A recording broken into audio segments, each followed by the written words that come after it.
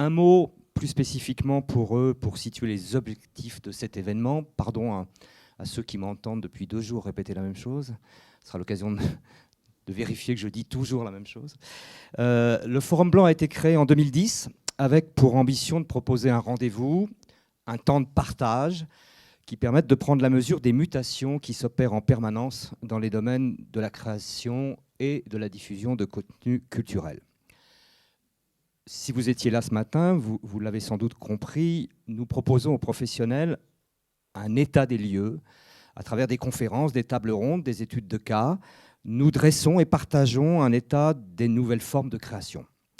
C'est la proposition qui a été faite depuis mardi pour cette édition 2017. Cette année, et c'est nouveau, nous avons souhaité enrichir notre offre en programmant 2 demi-journées qui proposent un croisement de compétences et d'univers entre créateurs de contenu culturel ou ludique et les secteurs du tourisme. Nous y avons consacré une demi-journée mardi, et de l'éducation. Cet après-midi, nous allons la consacrer à l'éducation.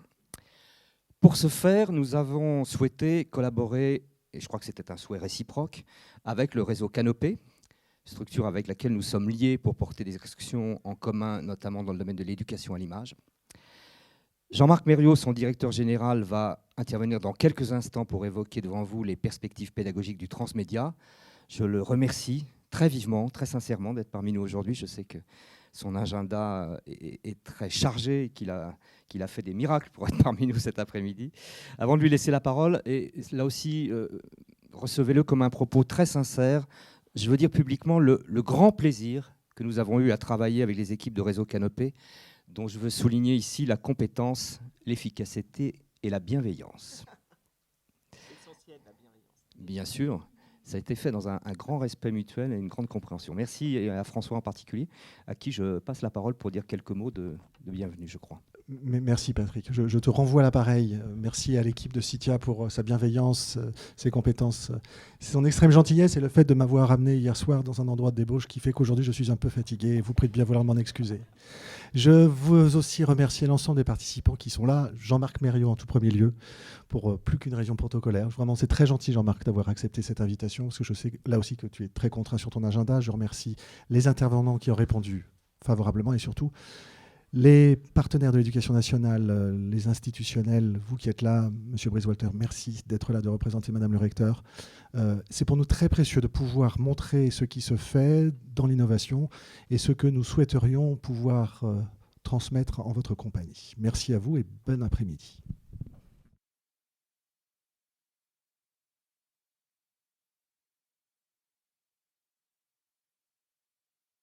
Je vais être amené à vous expliquer un peu comment le réseau Canopé, hein, qui est un acteur historique de tout ce qui concerne la production pédagogique, puisque c'est le nouveau nom du CNDP, qui était le Centre national de documentation pédagogique, sans refaire spécialement beaucoup d'histoire. C'est avant tout voilà, un éditeur de contenu, hein, le réseau Canopé, premier éditeur public. Il ne faut pas l'oublier parce que voilà, c'est aussi tous les enjeux de l'édition publique aujourd'hui, d'être en capacité aussi de se repenser dans des environnements numériques. Alors, c'est vrai que c'était un éditeur très traditionnel, hein, puisque éditeur, producteur audiovisuel, c'est les métiers historiques du réseau Canopé, plus de 70 ans d'histoire, donc sans remonter à toute cette histoire de l'édition et du monde scolaire, ou de l'audiovisuel et du monde scolaire. C'est vrai que quand je suis arrivé à la tête de cet établissement, après un parcours axé aussi beaucoup sur les enjeux du numérique, puisque j'ai passé près de 15 ans à France Télévisions, et après j'ai été amené aussi à travailler sur des nouveaux enjeux de médiation numérique au sein d'Univers Science. C'est vrai que l'arrivée à la tête de cet éditeur a été amené à nous réinterroger réellement sur ce qu'était le métier d'éditeur. Et donc tout de suite, nous avons été amenés à pouvoir aussi créer une direction de l'édition transmédia. Ça a été ma première, on va dire, ce que j'ai été amené à apporter tout de suite dans le cadre de cet établissement. Ça a été de dire on crée une édition transmédia, un éditeur transmédia. Et donc, qu'est-ce qu'un éditeur transmédia dans le domaine pédagogique aujourd'hui? Alors, il a fallu bien évidemment qu'on arrive à simplifier notre politique éditoriale et notre ligne éditoriale, parce que L'enjeu, à travers, quand on se repose l'ensemble de ces questions, c'est aussi de pouvoir repenser réellement ce qu'est une ligne éditoriale et ce qu'est une politique éditoriale. Et pour tout vous dire, quand je suis arrivé, il y avait 52 directions de collection à la tête de cet établissement. Donc c'était 52 directions de collection. Et donc pour un éditeur, gérer 52 directions de collection, c'est particulièrement pas évident, sachant que vous n'aviez aucune mainmise sur les directeurs des collections. Donc autant dire que vous n'aviez pas du tout la possibilité de pouvoir gérer votre politique éditoriale. Et donc on a été amené à repenser tout ça, à se réinterroger et à se dire il va falloir qu'on fasse un choc de simplification, et il faut surtout qu'on ait des univers éditoriaux qui puissent répondre à tous les usages, qui soient là aussi en capacité de pouvoir être diffusés sur tous les supports, et donc de réfléchir vraiment à travers une démarche avant tout éditoriale, parce que comme nous le savons tous, l'édition ou le transmédia repose avant tout aussi sur une dimension éditoriale, une dimension d'édition, de production de contenu, et donc de vraiment s'interroger sur comment nous étions amenés à mieux intégrer, en tout cas à mieux identifier quels étaient nos enjeux en matière éditoriaux. Et donc on a fait 3 univers éditoriaux. Alors du coup, voilà, pour faire que ces univers éditoriaux, ils puissent répondre à tous les usages. On a dit, on va faire quelque chose de très simple: éclairer, maîtriser, agir. Et donc, à travers ça, on pouvait décliner aussi bien des contenus physiques que des contenus audiovisuels, que des contenus et des services numériques, et de se dire, éclairer, voilà, va nous permettre de faire le tour d'une question pédagogique très rapidement, pour pouvoir faire que ça puisse répondre aussi à un temps différent à des questions pédagogiques. Maîtriser, c'était vraiment faire le tour de la question. Agir, c'était agir au sein de la classe et de trouver tous les outils pour permettre d'agir au sein de la classe. Donc c'est à travers ces 3 enjeux et 3 univers éditoriaux qu'on a été amené aussi à repenser ce qu'était notre métier d'éditeur et dans un environnement numérique. Et donc du coup, l'enjeu premier a été de replacer aussi toute la question des usages dans les processus de production, ce qui était une révolution totale. Quand je suis arrivé à la tête de l'établissement, ça faisait plus de 10 ans qu'il n'y avait pas eu d'études sur les attentes de nos publics. Donc autant vous dire, pour connaître les attentes de nos publics et de savoir réellement ce qu'ils attendaient, voilà, c'était une vraie question, et donc il nous a fallu aussi vraiment intégrer tout cet enjeu autour des usages et des retours d'usage dans les processus de production. Et donc l'enjeu premier, ça a été vraiment de créer une direction de recherche et développement sur les usages du numérique éducatif. Et donc on a créé une direction de recherche et développement sur les usages du numérique éducatif, avec des protocoles d'expérimentation, avec des incubateurs de projets, avec là aussi cette capacité à faire qu'une direction de recherche et développement sur les usages du numérique éducatif était totalement en capacité de pouvoir être intégrée dans les processus de production avec des vrais enjeux d'expérimentation. Donc aujourd'hui, sur l'ensemble des productions ou des services que nous sommes amenés à lancer, on intègre réellement ces retours d'usage dans les processus. Donc vraiment adapter aussi tout ce qui est bien connu dans le domaine du numérique, on va dire tout ce qui est dans le domaine du développement, des méthodes agiles, même dans la production même de nos contenus. Et donc c'est dans cette dynamique-là qu'on a été amené aussi à transformer. Alors bien évidemment, l'autre enjeu dans le domaine pédagogique, parce que il faut bien prendre conscience qu'à la différence de d'autres secteurs plus culturels, nous avons une dimension servicielle très très forte. C'est-à-dire que nous sommes là pour servir des contenus et pour permettre d'accompagner des contenus. Et donc l'enjeu, c'est aussi de permettre, quand on parle de transmédia dans le domaine pédagogique et de l'éducation, c'est d'associer du contenu à du service. Et qu'est-ce que ça veut dire associer du contenu à du service? C'est-à-dire imaginer plein de formes et plein de services associés qui vont nous permettre là aussi cette multi-exploitation des contenus. Et le premier enjeu, ça a été la formation. C'est-à-dire qu'on est devenu, on a créé la plateforme de formation des enseignants à distance qui s'appelle Magister.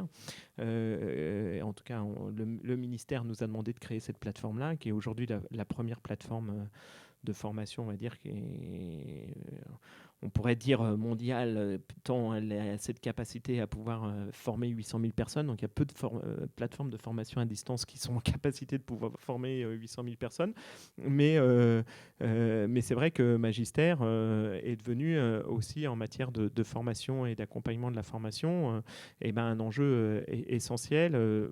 Sur ce type de plateforme-là, on arrive à être sur certaines semaines à avoir 230 ou 250 000 enseignants qui se forment. Donc vous voyez, on commence à être dans cette approche-là autour de vraiment de l'utilisation de ces services. Et donc du coup, nous, en tant qu'éditeurs, c'était cette capacité à partir du moment où on en maîtrisait aussi la plateforme, de pouvoir proposer des parcours et de pouvoir associer nos contenus à ces parcours. Donc aujourd'hui, on ne sort pratiquement plus un seul ouvrage sans qu'il y ait un parcours de formation associé. Donc c'est vraiment dans cette logique-là de comment on associe contenu et service, et c'est cette dimension-là qu'on intègre aussi pleinement dans nos processus. Il y a tous les enjeux aussi en matière de scénarisation. L'enjeu pour nous, puisqu'on accompagne beaucoup les enseignants dans l'évolution de leur pratique pédagogique, c'est notre premier métier. C'est de se dire, il y a un vrai enjeu de se dire, voilà, il faut qu'ils soient en capacité de rendre leur cours le plus attractif possible, et donc quel type d'outils on est en mesure de pouvoir proposer. Donc là, on a développé un dernier service, c'est assez récent, qui s'appelle Canoprof, qui est un vrai Learning Management System, qui va permettre de, là aussi, faire que par l'utilisation des contenus, on soit amené à scénariser différemment ces cours, à pouvoir les rendre plus attractifs et à leur donner une autre dimension. Alors sans être réellement dans une dimension augmentée comme on pourrait l'espérer avec la réalité augmentée, mais on est quand même dans cette dimension-là de plus en plus, en tout cas ce qui s'intègre de plus en plus aussi dans cette diversité, et c'est un enjeu essentiel. Et après, il y a tous les enjeux de collaboration et de co-construction autour des contenus, de comment aussi mobiliser toute cette communauté apprenante qui est la communauté enseignante. Et j'utilise l'enjeu de la communauté apprenante parce que les enseignants ne se mettent pas toujours dans la disposition d'être une communauté apprenante. Et le fait de les positionner aussi comme ça transforme aussi beaucoup leur capacité à pouvoir se mettre dans des vraies dispositions de producteurs de contenu et d'accompagner cette production. Et donc tout l'enjeu de la collaboration, de la co-construction, et on a créé un outil qui s'appelle ViaEduc et qui est un réseau professionnel. Alors, c'est assez drôle d'ailleurs parce qu'on l'a développé depuis quelques temps, et les études qu'on est en train de faire font qu'aujourd'hui, plus qu'un réseau social professionnel, voilà, c'est plus un outil de collaboration. Et la distinction a son importance parce que c'est vrai que c'est à travers ce type d'outil-là qu'on est amené à co-construire et collaborer ensemble. Donc c'est des enjeux essentiels. Comment on associe notre contenu à ces services. Il y en a plein d'autres, hein. Je ne vais pas rentrer dans le détail, mais c'est vrai que c'est à travers aussi toute cette dimension-là qu'aujourd'hui on est amené à positionner aussi notre travail d'éditeur.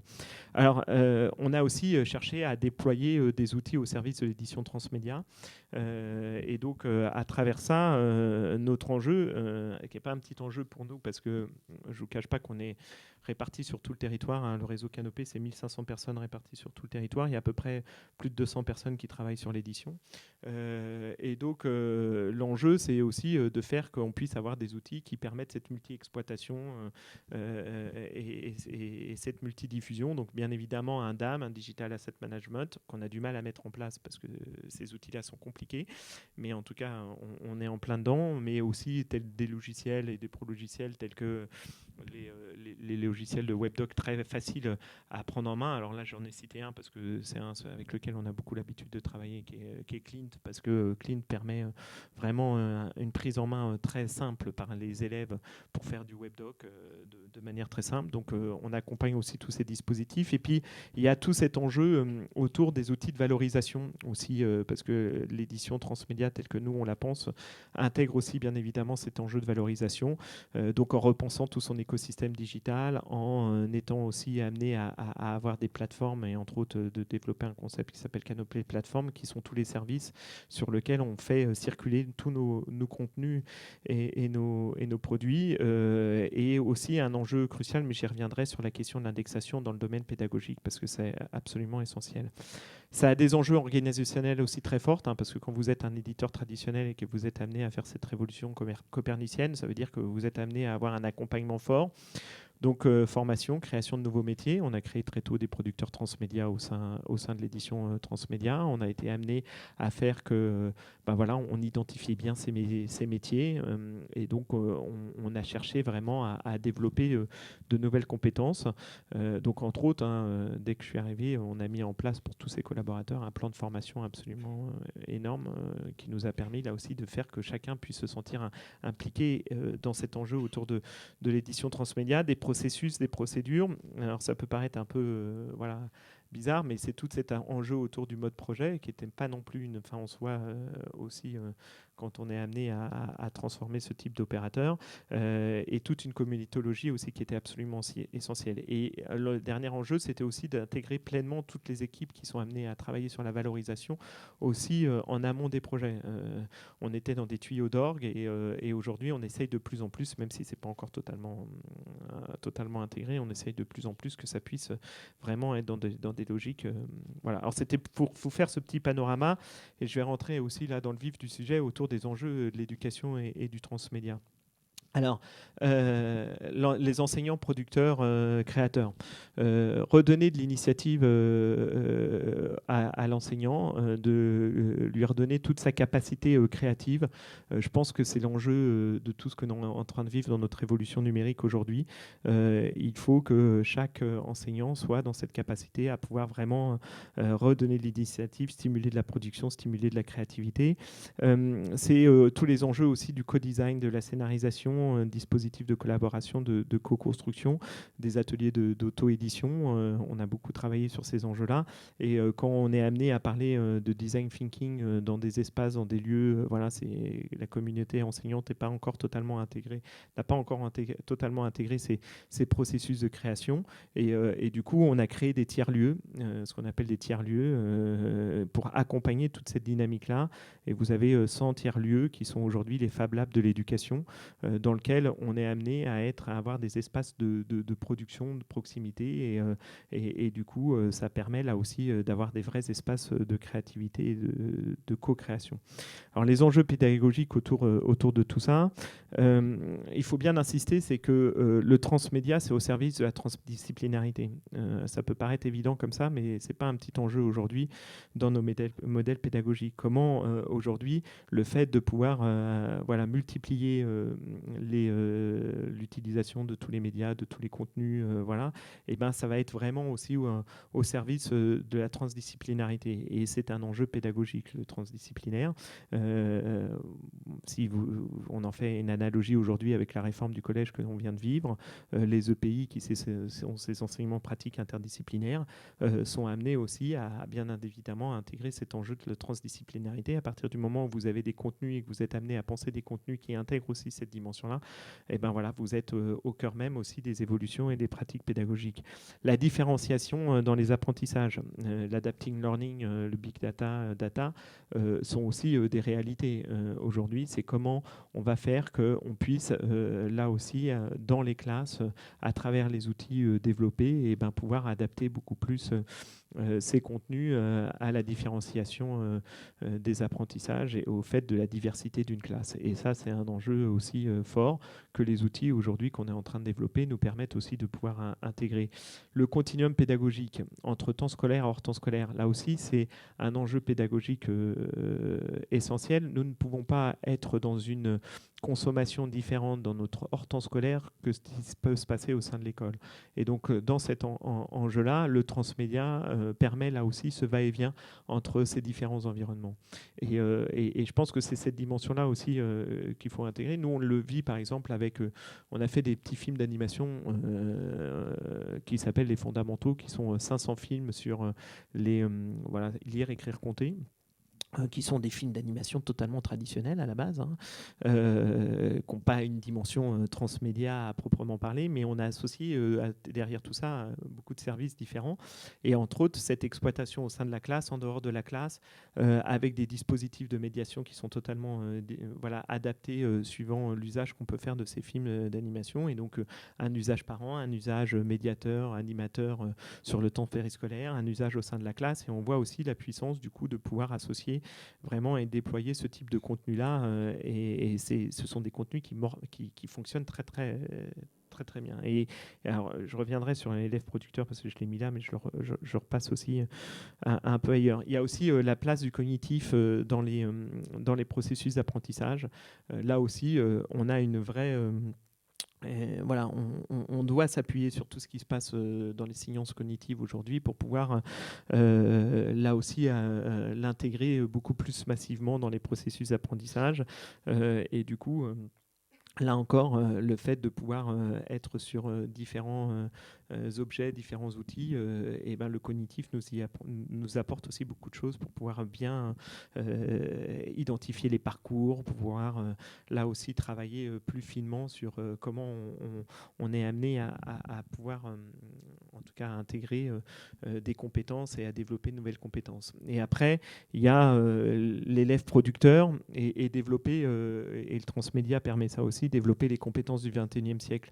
Les compétences du XXIe siècle peuvent être, qu'on résume très souvent suivant les 4C, esprit critique, collaboration, communication et créativité.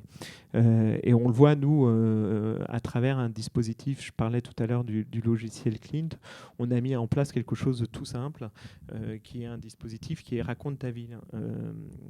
Des classes qui sont amenées à simplement, à travers un webdoc très simple, voilà, en ayant bien évidemment l'algorithme associé, les différents parcours possibles et ainsi de suite, et ben de pouvoir là aussi avoir des expériences pour ces enfants qui racontent leur ville et qui sont amenés à pouvoir s'interroger différemment par rapport à des dispositifs de narration. Et c'est tout simple et c'est un vrai carton pour nous aujourd'hui parce qu'on est amené à devoir à faire que ça puisse, en tout cas on le développe, là on le fait sur l'éducation au développement durable, on est amené à déployer du coup différemment ce type de concept et on voit qu'il y a un vrai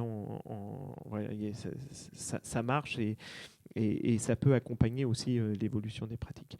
Les enjeux de valorisation derrière tout ça, l'indexation. L'indexation dans le domaine pédagogique, c'est pas là encore une petite question. C'est ce que j'appelle toutes les problématiques en lien avec les contenus à forte valeur ajoutée. Et on est tous habitués, bien évidemment, d'utiliser les moteurs de recherche traditionnels qui ne fonctionnent que sur de l'approche full text dans la plupart du temps. Et du coup, bien évidemment, vous pouvez faire tous l'expérience pour chercher du contenu à forte valeur ajoutée. Vous n'allez pas spécialement utiliser Google pour pouvoir le faire. Et donc, l'enjeu pour nous, c'est de travailler sur cet enjeu d'indexation comme étant un vrai aussi outil de meilleure identification des ressources pédagogiques. Et à travers ça, on est amené à travailler sur des référentiels. Donc, on travaille beaucoup sur des référentiels tels que Scholum, puisqu'on en est l'opérateur aujourd'hui, qui sont des vrais référentiels pédagogiques. Et on cherche à faire que les enseignants deviennent des vrais indexeurs de leur contenu. C'est-à-dire qu'ils ne soient pas non plus que seulement des producteurs, mais qu'ils soient aussi des indexeurs et qu'ils puissent travailler eux-mêmes plus finement et donner une valeur vraiment à cette indexation pédagogique. Et pour nous, ça constitue là encore un enjeu absolument crucial pour pouvoir faire que ces contenus soient mieux identifiés. On vient de sortir une nouvelle plateforme qui s'appelle Myriae pour identifier l'ensemble des contenus pédagogiques existants aujourd'hui, contenus pédagogiques numériques. Et dans cette plateforme-là, le premier critère, c'est la question de l'indexation et de la qualité de l'indexation. Et autant vous dire qu'on travaille avec l'ensemble des éditeurs traditionnels, qu'on pourrait qualifier de traditionnels. Et du coup, on a des vraies difficultés à faire que leur contenu soit très bien indexé. Donc, on travaille avec eux pour travailler vraiment sur cet enjeu d'indexation. Bien évidemment, il y a aussi des approches en matière de web sémantique. Et là, on revient sur l'adapting learning et tous ces enjeux-là. Et le web sémantique, dans le cadre de ce qu'on est amené à pouvoir aussi créer, on a développé, nous, un propre langage d'indexation qui repose sur du web sémantique et qui intègre totalement aussi ces enjeux d'indexation et de parcours. L'autre enjeu dans le domaine pédagogique et en matière de valorisation, c'est les enjeux de granularité. Aujourd'hui, c'est vrai que la dimension de la linéarité, elle est compliquée dans le domaine pédagogique parce que l'enjeu, c'est aussi de pouvoir travailler sur des questions en lien avec cette facilité à créer des séquences pédagogiques, à s'adapter aussi au temps pédagogique, au temps de la classe. Et donc, comment on est amené à travailler sur cette granularité et à faire que les contenus, quand on les pense, eh ben, on soit en mesure de pouvoir leur donner vraiment cette dimension de multi-usage, multi-exploitation. Et c'est vraiment permettre cette multi-exploitation des contenus aussi. Et donc, voilà, quand on est amené aujourd'hui à travailler sur cette question questions autour de la granularité. On le voit bien, hein, et c'est quand vous regardez un manuel scolaire aujourd'hui, même quand il est numérique, il n'intègre pas totalement la dimension de la granularité. Alors, de plus en plus, mais on est encore loin de ce qu'on pourrait imaginer comme type de contenu granulaire pour en permettre aussi et pour stimuler aussi, pour faire que l'enseignant soit encore plus acteur dans la construction même de ses cours et de ses contenus. Alors pourquoi j'en suis là? Je ne sais plus. Ah si. Si, je sais pas. Voilà. Il y a une autre dimension dans la question de la valorisation qui est la question de la relation de pair à pair. Dans le domaine pédagogique, la relation de pair à pair, d'enseignant à enseignant, est essentielle pour permettre la dissémination. Et donc, du coup, on travaille aussi sur des vrais enjeux d'animation de communauté. Aujourd'hui, l'édition de Transmédia ne peut pas se concevoir sans cette approche autour des animations de communauté. Et surtout d'être sur des concepts différents, parce qu'on pense dans le domaine pédagogique, surtout dans notre domaine, dans le système pédagogique français, on parle beaucoup plus de généralisation, c'est-à-dire on se dit, ah bah tiens, une bonne pratique, un bon contenu, on va chercher à le généraliser et à faire qu'ensuite il puisse être utilisé par tout le monde. Ce sont des choses qui ne fonctionnent pas, ça ne fonctionne pas, et donc l'enjeu, c'est de réfléchir vraiment à la dissémination et d'être vraiment dans des logiques, d'être au plus près du terrain, au plus près des pratiques pour faire que ces contenus, ces bonnes pratiques soient amenés à pouvoir se faire au plus près de ceux qui en ont l'utilisation. Et donc de plutôt travailler sur des logiques de circularité plutôt et d'horizontalité plutôt de verticalité. Et aujourd'hui, ça constitue là encore un enjeu en matière de valorisation des contenus pédagogiques essentiels. Alors après, on pourrait aborder aussi, parce qu'on ne peut pas parler d'édition transmédia sans modèle économique, parce que c'était des questions qui étaient déjà abordées en fin de matinée tout à l'heure quand je suis arrivé. Et autant dire qu'on est plutôt... voilà, c'est plutôt difficile, mais on en a tous conscience que l'édition transmédia, c'est pas là où on est en capacité de pouvoir encore avoir des modèles économiques stables. Dans le domaine pédagogique en particulier, il y a un vrai déficit d'aide au financement adapté au contenu pédagogique. Ça n'existe pas. Aujourd'hui, il y a rien qui existe pour financer des projets et des contenus pédagogiques. Alors nous, on essaye de le faire dans des logiques de coproduction, de coédition, mais à la hauteur de nos moyens, mais il n'y a rien qui est institutionnalisé dans cette ambition de créer des contenus pédagogiques spécifiques et faire qu'il y ait des aides au financement adaptées. Alors, il y a l'enjeu aussi ensuite de créer une vraie structuration industrielle indispensable pour aussi favoriser l'entrée de nouveaux entrants. Excusez-moi pour la redondance, mais c'est vrai que cet enjeu-là fait que vous avez aussi tout un pan de l'édition qu'on pourrait qualifier de traditionnelle, même si elle est amenée à évoluer, qui capte une grande partie des financements. Si on prend, et je viendrai, c'est des propos ensuite, la place de l'édition scolaire et son non-intérêt à changer de modèle, parce que concrètement, aujourd'hui, c'est 350 millions d'euros l'édition scolaire, 350 millions à peu près par an. Vous n'avez pas spécialement intérêt à changer de modèle. Moi, je compare un peu ça quand vous analysez ça d'un point de vue purement industriel. Je les compare au major du disque au début des années 2000. C'est-à-dire qu'en gros, on n'est pas en capacité, c'est des modèles qui sont en lien avec justement une non-délinéarisation des contenus, un objet, un usager, et du coup, c'est exactement la même chose qu'on a été amené à vivre au début des années 2000 sur la délinéarisation de la musique et sur l'usage de la musique. Et donc aujourd'hui, l'édition scolaire, elle est un peu dans cette posture-là. Donc il faut qu'on l'accompagne à pouvoir évoluer, mais il y a aussi un enjeu de pouvoir favoriser de nouveaux entrants dans la capacité à pouvoir pouvoir développer de nouveaux projets, de nouvelles approches. Et là, on a énormément de mal parce qu'on ne pense pas tout ça dans une dimension purement industrielle. Et du coup, voilà, on ne pense pas que l'éducation peut demain aussi être un marché et surtout dans une dimension internationale. Parce que concrètement, là, les enjeux ne sont pas seulement franco-français ou même francophones, ils sont internationaux autour de toute cette dimension-là. L'éducation commence à intégrer, je dis commence parce que parler d'universalité en éducation, c'est compliqué. Vous n'êtes pas en mesure aujourd'hui de pouvoir dire qu'on est en capacité d'avoir de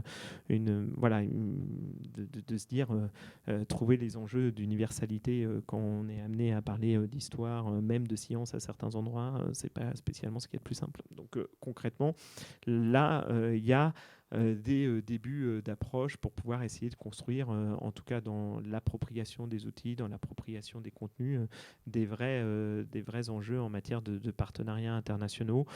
C'est comme ça que nous, on essaye de travailler aussi pour faire que, on puisse aller construire avec d'autres partenaires des contenus, des coproductions, et essayer d'imaginer ce que peuvent être aussi ces contenus à partir du moment où on y intègre aussi cette dimension d'universalité. Alors, et demain, qu'est-ce qui va se passer au point de vue éducatif? Alors, bien évidemment, j'ai déjà parlé data, big data, algorithmes et intelligence artificielle.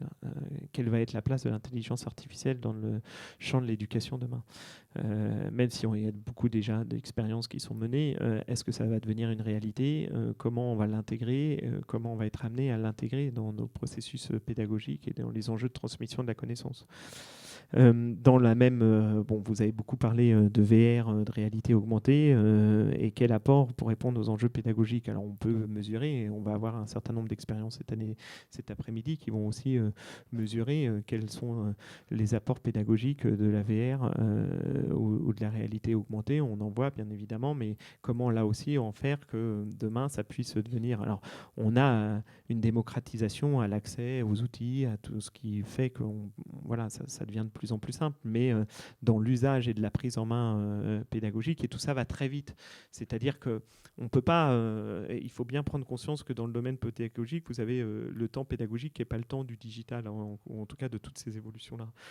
Et donc, comment on intègre aussi cette problématique-là dans l'usage et dans l'utilisation de ces outils. Et donc, il faut qu'on soit le plus réactif possible, le plus agile possible pour faire qu'on arrive là aussi à identifier et à pouvoir travailler sur de nouvelles approches pédagogiques. Parce que tout ça, bien évidemment, c'est pour limiter la discontinuité entre... Parce qu'il faut bien prendre conscience quand même que nous sommes à une période où il n'y a jamais eu autant d'incommunication entre les évolutions scientifiques et technologiques et la société. Et donc là, l'école, dans son rôle, elle est là aussi pour essayer, et l'éducation elle est là aussi pour essayer de réduire au maximum cette discontinuité. Et donc l'enjeu, c'est de pouvoir anticiper au maximum toute cette dimension-là. Bien évidemment, robots, transhumanisme, objet connecté, interaction machine. Alors voilà aussi, les robots dans les classes, c'est pas nouveau. Je crois qu'il y avait un projet, mais je l'ai pas vu. Je ne sais plus si c'était hier, sur les élèves autistes ou toutes les questions d'inclusion au sein de la classe. On voit par exemple la place du robot dans toutes les problématiques d'inclusion dans les systèmes scolaires traditionnels. C'est des vraies réalités aujourd'hui aussi, mais c'est quoi cette interaction aussi qui peut exister entre un robot et un élève, et quelle est la place par exemple d'un robot dans une classe? Donc qu'est-ce qu'il peut apporter, comment il peut être là aussi, en tout cas quel est son apport, et tout ça, bien évidemment, ne sont pas des petites questions, et il nous faut absolument travailler dessus. Le jeu et l'éducation, le games et l'éducation, bien évidemment. Alors, Serious Games, on en est tous. Ça fait beaucoup longtemps qu'on est amené à travailler. Est-ce que c'est une réalité? Est-ce que c'est pas une réalité? Qu'est-ce que ça entraîne? Voilà, moi je suis un peu revenu de l'approche Serious Game, parce que concrètement ça fonctionne très très bien dans la formation continue. Quelle est sa place dans l'éducation aujourd'hui? Ça pose quand même beaucoup de questions, parce que il n'y a vraiment pas réellement une prise en main non plus de tous ces outils-là. Donc, mais cependant, on sait très bien que la dimension jeu est une dimension aussi très forte qu'il nous faut intégrer. Donc, comment travailler sur l'usage des jeux qu'on pourrait qualifier grand public et de leur donner cette valeur pédagogique. Donc, c'est à nous aussi d'intégrer et de s'intégrer pleinement à travers ces jeux massifs, voilà, d'usage massif, et ben de voir comment on peut leur donner une valeur pédagogique. Et cet enjeu-là, je pense qu'il y a une vraie en matière de recherche, entre autres, des vrais enjeux. Il y a aussi tout ce qui concerne le mobile learning. Là, on travaille aussi beaucoup sur cette approche-là parce que apprendre tout le temps, à n'importe quel moment, de pouvoir être en lien, ça aussi, c'est des approches très fortes aujourd'hui qui ne sont pas encore suffisamment déployées, mais on voit que dans d'autres pays, et entre autres, on travaille beaucoup, nous, en ce moment, sur l'Afrique, sur cette approche autour du mobile learning, parce que eux, bien évidemment, sont amenés à utiliser tout de suite cette approche de la mobilité dans le cadre de l'accès à la connaissance et de la transmission de la connaissance. Et c'est vrai que en tout cas de ce que nous sommes en train de vivre, nous, dans les différentes expérimentations qu'on a lancées en Afrique, et ben on essaye de voir aussi comment intégrer aussi pleinement toutes ces dimensions en matière de création de contenu et d'édition transmédia.